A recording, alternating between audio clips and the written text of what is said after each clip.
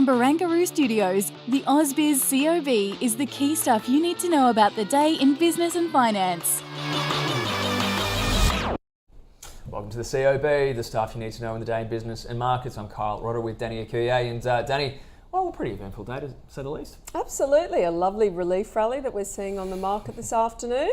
That's really probably the only way to describe it. Yeah, well, I mean, we were basically flatlining for most of the session, and well, who could blame investors for sticking to the sidelines before that RBA decision? We'll just get the market up now to convey that. But the COB 200 finishing up 0.38%, and again, we were trading in what? Slightly negative territory beforehand. Yeah, exactly, and a range of about 6 points or 5 points on the COB there, which isn't awfully much, about 10 or 20 points on the ASX 200. But like you said, Danny, we got that whole decision. Maybe kick the can down the road very slightly. We'll have to wait and see. But nevertheless, a little relief rally. Absolutely. Okay. And, Well, let's get across some of the areas of the market that have performed well, because, well, there's one area that I know you'll like. But we'll start with the banks, up by, well, across the board, it has to be said, the financial sector. It's an interesting reaction, isn't it? I don't know. I mean, the simpleton in me says steepening yield curve, but again, I'm a simpleton. Nevertheless, I guess rising tides floats all boats. Maybe the commentary was viewed as being slightly less hawkish. Maybe, I don't know. Well, the yield curve's not steepening yet, though, is it? Well, steepen slightly. So the twos were down by 8, but the tens Then were you only went off by 3. Yeah. So again, simpleton answer, but it's probably the right answer, though. Could be. Simple sometimes is right. Exactly. Which is something that I hope one day to have in my headstone. But let's get to the energy stocks now, shall we? Because a slightly different story. Of course, always going to benefit from a little bit of, I suppose, support from lower interest rates or a pricing out of interest rate hikes. But this, of course, is about that potential move by Saudis and the Russians to curb supply. Yeah, absolutely. So I was just speaking with Vanda Nahari about this. Interesting, because she said it's so hard to track what the Russians are up to. And, the fact that they've come out and said that they're cutting exports by 500,000 barrels, but they really, it is very difficult to know exactly what they are up to. She's very much of the opinion that the oil price will continue to trade in a range between, I think, US 70 and $77 a barrel, because we're battling, pretty weak macroeconomic backdrop versus the Saudis and OPEC Plus doing what they can to underpin the price. Indeed. Seems like a bit of an evergreen comment too, just having trouble keeping track of what the Russians are up to. But let's get to, and this is what I wanted to point your attention to, Danny, because the real estate sector was one that perked up off the basis of this. And you can see, generally speaking, gains across the board. Yeah, absolutely. And typically very interest rate sensitive. So also too, I did note, interesting that Charter Hall was strong, as well as Dexus, because they obviously have a slightly different exposure. Yeah, okay. So Charter Hall, like you just said, up 2.3% there. So there are the major sectors for the day moving and really underpinning this rally in the COB. But, 3 themes. Let's crack on to that. Yep. And on hold, of course, that's the key story of the day, the RBA keeping rates unchanged at 4.1%. There was, I suppose that was the consensus view. Well, not the consensus view, but on balance, the majority view. Nevertheless, there was something of a high price into the market prior to the meeting. So we're seeing that relief rally. ASX 200 high as a result. But maybe just something to note too, we did have that consumer confidence read from the ANZ.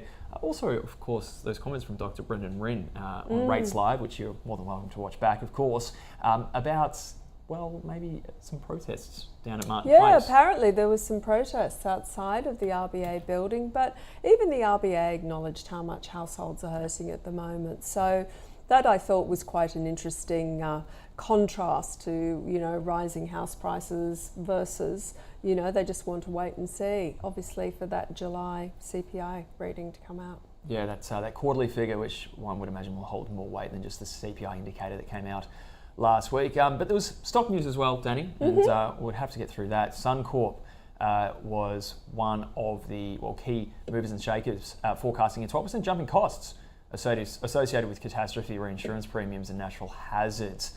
So you can see there just, the expected impact of that on the business. But I suppose adds to a string of maybe some not so good news for the company over the last few months. Of course, there's been some of those issues around AML, I think, too. There was some costs associated for Suncorp. Maybe. You've got me on that one. I'm not 100% sure, but it's hardly surprising that reinsurance costs are going up, given the natural catastrophes that we're actually seeing at the moment. But also too, we've had, looking at Costa Group, they have received a non-binding takeover proposal from private equity firm Payne Schwartz Partners, valuing that company at $1.63 billion. And there seems to be quite a lot of action going on in our agri-businesses at the moment. We were discussing Elders earlier, whether or not that would be one worth having a look at. Yeah, indeed. And the ASX keeps getting smaller, it would seem. Another, yes. Victim's not the right word. I feel like it's slightly victimised because there's one less good asset potentially to be invested in. But taking one of our high quality companies off the exchange and into private hands. But also, InvoCare has decided to extend the exclusivity period of TPG's offer to buy the company. So another one of those M&A stories. And last but not least, Zip was back in the news too. It said it will further streamline its operations and cost base after a company review. And there's some whispers. It's cut up to 20% of its workforce. Wow. We've actually seen the stock higher today. Yep. It's sort of reminiscent a little bit of perhaps some of those tech companies earlier in the year. Absolutely. Announcing layoffs and investors sort of welcoming that as a sign of consolidation. Yeah, well, in this case, it might be more a case of survival, but nevertheless, I don't know. I haven't looked at the company for absolutely ages. But it was the stock of the day, wasn't it? Yeah. And we had two guests, Rudy Philippek Van Dyke and David Lane, on the call, chatting about Zip. See what they had to say.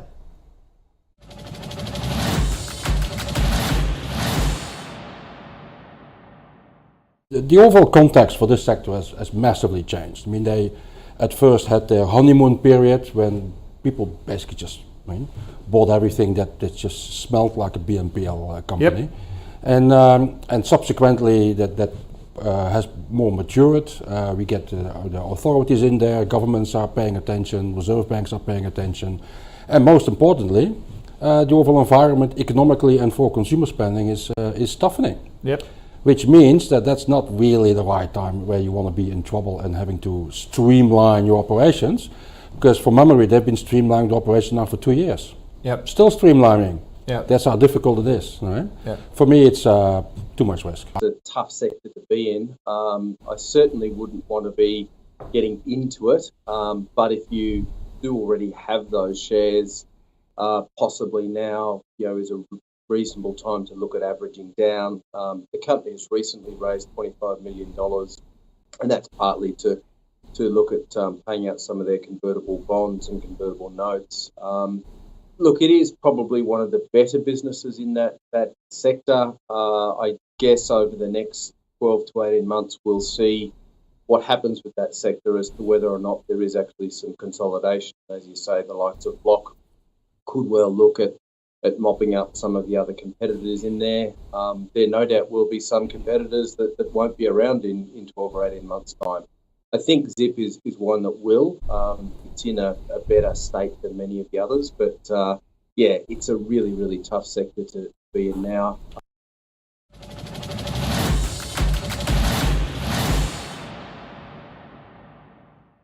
Okay, so that was Zip there, and I mean, not a lot of love. Not a lot of love. It's a hard child to love.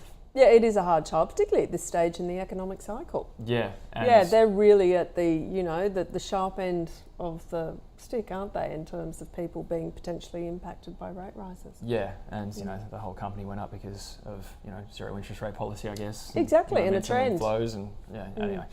So no love there, but let's get to our guest for the next 10 minutes or so. Martin Crabb from Shaw and Partners is at the desk, and Martin, I won't get your perhaps view on buy now, pay later, because I would imagine it doesn't sort of make its way necessarily into the quite high quality portfolio that you run. Correct. Yeah. So we'll move straight to the RBA, perhaps. Okay. I guess I have to ask: were you surprised by the move? Perhaps. What did you make of it? No, I suppose we're in the camp of the rates whisperer Mr. George Thuranu. Shout out to George at UBS, who's got 13 in a row right. So we're sticking with George, and he was right again today. So he felt there was a view that the Reserve Bank would wait until they got the official June quarterly CPI, because this monthly stuff is a little bit experimental and it jumps around a bit, and also their own statement on monetary policy before they'd make a decision on rates. So that said August, not July. And so today, as a pause, the market got it right. The market was pricing 5 or 6 basis points. So the market got it right. Half the economists got it wrong.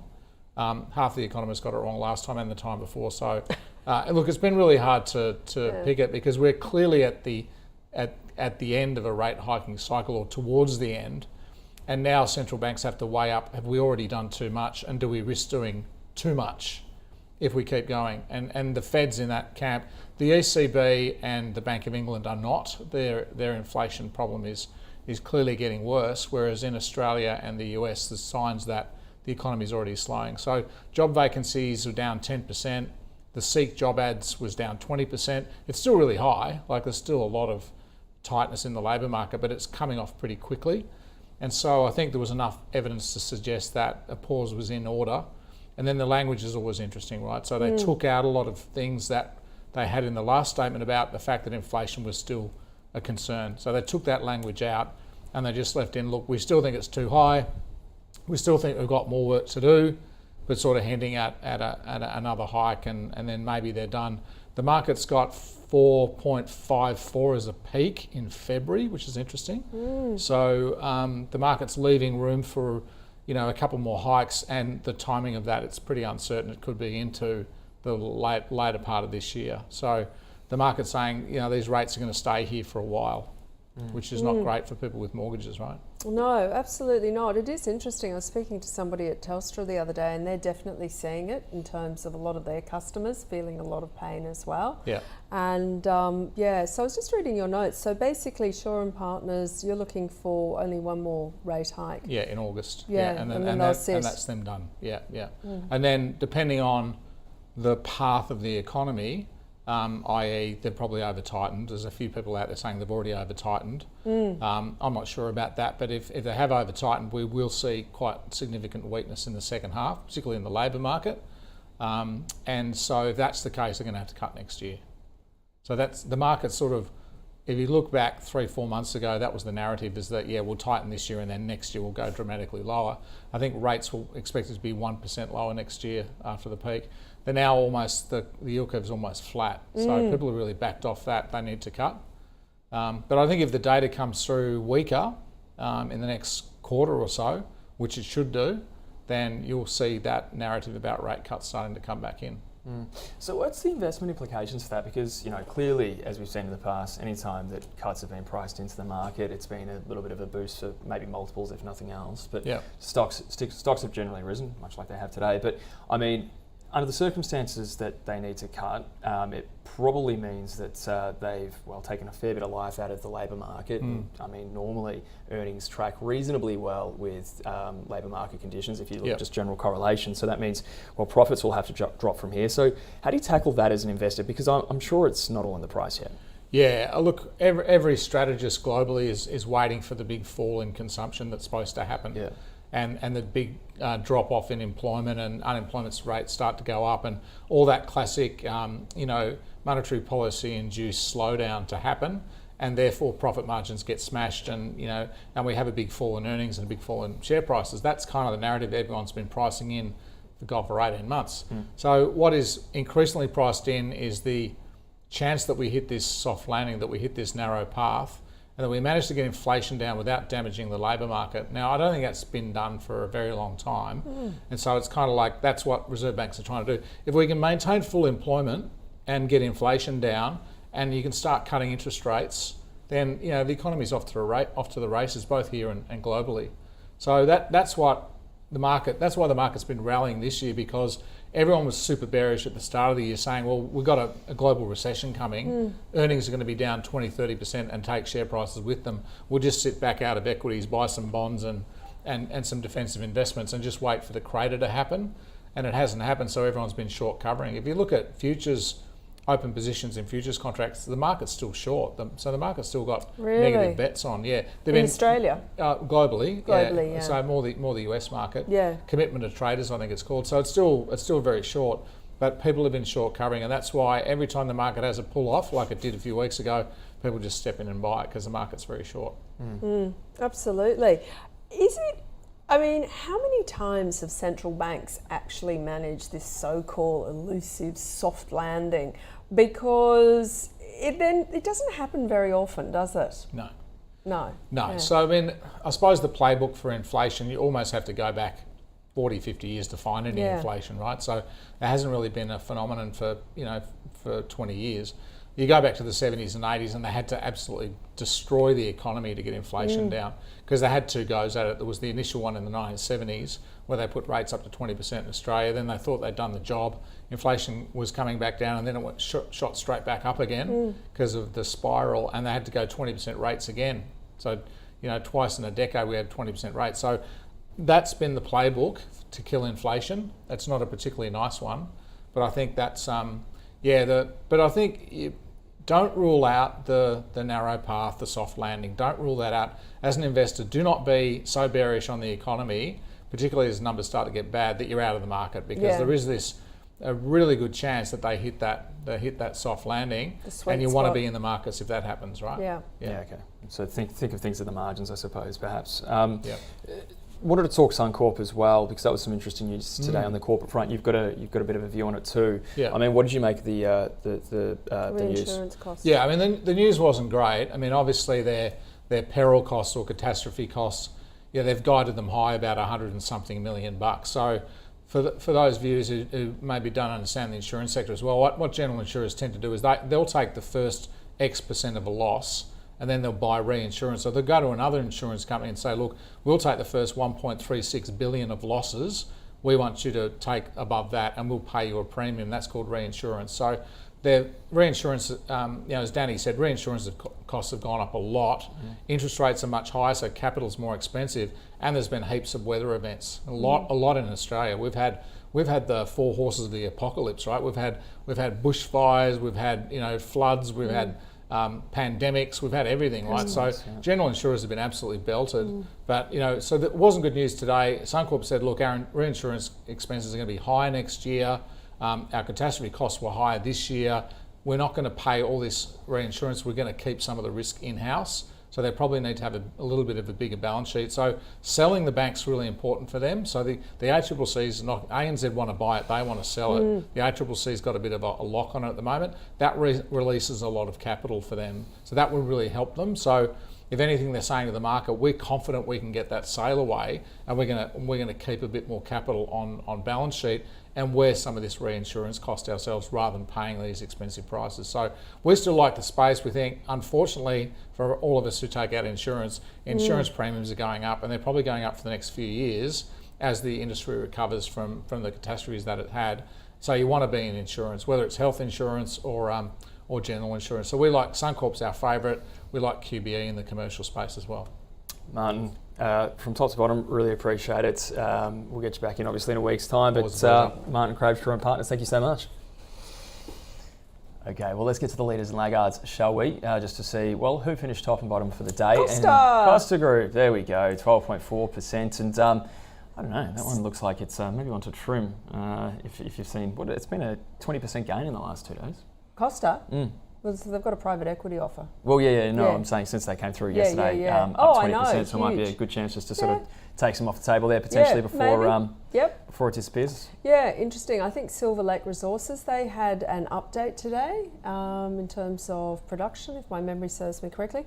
I thought Lynas was quite interesting. I wonder if that has anything to do with President Widodo over here in Australia, talking critical minerals, lithium. Well, we've got Santa Mining and Paladin Energy there, so perhaps two other players in the I guess alternative energy space slash green. No announcement there, so I thought that might be. Maybe it's a bit of a tenuous link, but that's what I thought. My favourite links are the tenuous ones, personally, just like my bond market analysis before. But laggards, jumping ahead. There we go. Domain, interestingly enough, off by 2.6%. One might have thought otherwise given the news of the day, but maybe we can look into whether there's anything driving that. Star Entertainment pulling back, always volatile. Reece as well. Chalice Gold Mines and Brambles also lower. No news there for Domain. Can't see anything there. No. Okay, so just a dip, but not a big one anyway. It's pretty par for a course. The leaders, the laggards were relatively few and far between. It was a pretty solid day for the market. Let's get to the small caps now, and the leaders on that front. Drone Shield had an announcement as well. Yeah. I think they had they're up 15% today. I think they won a contract. So that might have had something to do with the rally in that share price. I did see a few press releases hit our inbox, so maybe we might be lucky enough to talk to the company. They have made themselves quite available for us in the past, so maybe we'll get some colour on that in the next few days. Anything else that jumps out to you there necessarily, perhaps? No, but I did see Claude Walker looking quite happy on Twitter, so I think he might does he own Drone Shield? I'm not too sure. Yeah, he's a small caps guy, and he's always happy. He's just such a happy guy. But let's get to the laggards on the small cap space just very quickly as well. Nothing that really Sunland. jumps out. Yep, Sunland. Isn't that a property developer? Oh, yeah, you have take a gander. Yeah, I think it is. Oh, okay. But No I don't news? know anything. No, not that I'm aware of. Yeah, okay. Well, that's off It's by down to 19% correctors. for what it's worth. Moving on, and let's just get to what we've got coming up in the next 24 hours now for the market. Some PMI figures, Asian Services PMI and ANZ Commodity Price Index, that's tomorrow. Of course, not a lot going on tonight. We do have the Independence Day holiday in the United States, so happy Independence Day to those who celebrate, but Wall Street offline, basically everything offline. We're going to have it pretty quickly tomorrow morning. Absolutely. Unfortunately. Yes, indeed. Okay, so that does do it for the COB for another day. It's been, an exciting day, or at least the last couple of hours. Interestingly, sorry, I just thought I'd check in and see the Aussie dollar. So it's actually pretty much retraced all of those losses. So it's standing at 66.66 US cents at the moment. Well, yeah, I suppose that narrative was, when and not if the RBA hikes again. So maybe that's starting to reflect the fact that we've got at least one more in the barrel. Of course, Martin saying before that he was positioning as much. And the markets seem to be broadly as well. But you can get all the news and analysis as well as that rates live decision if you really want to watch it back and all the commentary that we got there on your website and app. Otherwise, have a lovely evening. We'll see you tomorrow morning. Bye.